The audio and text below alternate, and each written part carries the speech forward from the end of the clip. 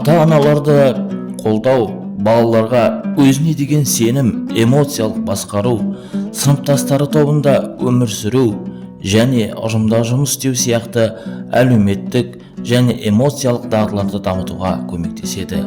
Бұл болашақта білім берудің жалғасуына және өзін-өзі дамытуға ұмтылуға әкеледі.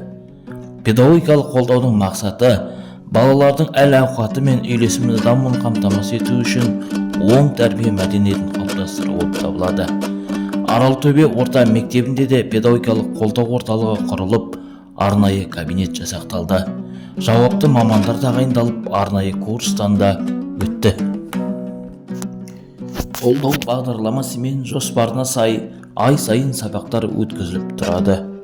Тақырыптар мазмұны бай, жан-жақты, өмірмен байланыстыра қазіргі кездегі ең өзекті мәселелердің алдын алуға бағытталған.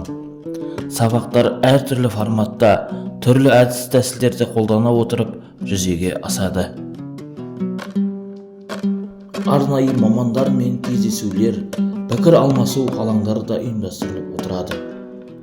Өткізіліп жүрген сабақтар барысында ата-аналардың қауышылықтары артып, белсене қатыса бастады. Осы орталықта ата-аналар бір-бірімен тәжірибе алмасып, білмегенді үйреніп, жақсы тақырыптағы сабақтар өтіп жатыр. Оған өз басым өте қуаныштымын. Білмеген көп нәрсемізді осы қолдау орталығындағы сабақтардан біраз нәрсені үйрендім. Соның ішінде өзім жеке басыма келсем, үйдегі балаларымның гаджет, телефон қолдануын уақытын шектедім. Ата-аналарды педагогикалық қолдау орталығындағы өткізілген әрбір сабақ әртүрлі мазмұнда өтеді. Мысалға деген балалардың есте сақтау қабілетін арттыру, зорлық-зомбылыққа қарсы қимылда қазіргі сабақтарға, ай сайынғы өткізілетін сабақтарға ата-аналардың келуі жоғарылады. Ата-аналарды қолдау орталығы қашанда жемісті жұмыс жасай береді деген ойдамын. Өзара сыйластық пен қолдау отбасының әрбір мүшесіне басқаларға деген сүйіспеншілік пен қамқорлықты сезінуге көмектеседі. Бұл құндылықтар қақтығыстар мен дауларды тиімді шешу, ымыраға келу және бірін-бірін түсіну қабілетін қалыптастырады. Сонымен қатар Аралтөбе педагогикалық қолдау орталығындағы даналық мектебі аясында ұлттық құндылықтарды насихаттауға бағытталған тәрбиелік шарасы аймақтық, облыстық деңгейде өткізілді. Отбасында әл-ауқатты қалыптастыру және қолдау оның барлық мүшелерінің үнемі күш-жігерін, назарын және қамқорлығын талап етеді. Ал үй ортасы бала білім алып дами бастайтын алғашқы орта. Эмоциялық тұрақтылық және ата-ана баланың жағымды қарым-қатынасы салауатты үй ортасына ықпал етеді. Ата-аналар баланың салауатты психологиялық дамуы үшін аса маңызды эмоциялық қолдау мен қауіпсіздікті қамтамасыз етеді.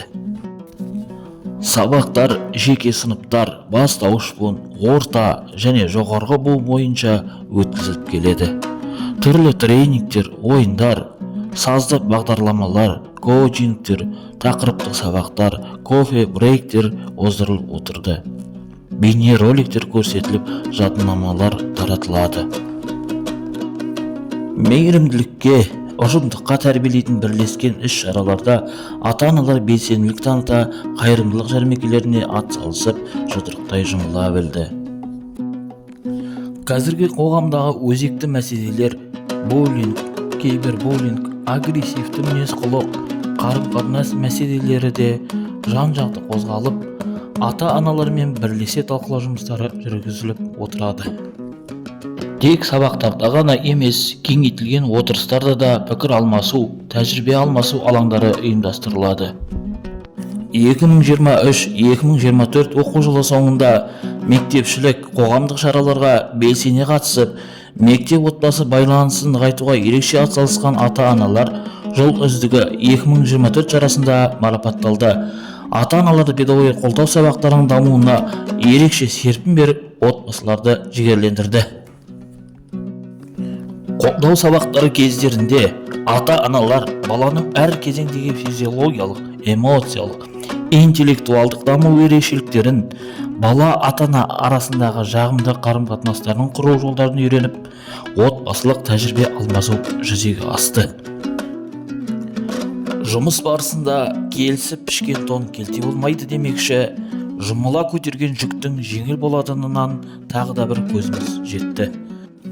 Нәтижесінде облыстық білім басқармасы және облыстық кәсіподақ ұйымының сертификатымен ең үздік 4 мектептің бірі болып марапатталдық.